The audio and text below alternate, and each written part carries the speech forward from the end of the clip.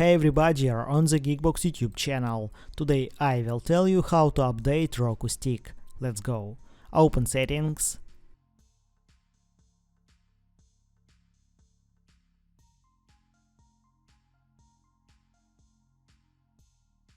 System.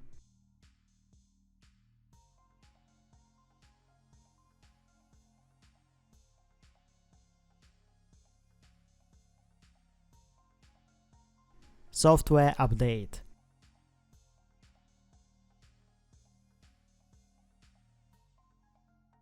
Check now.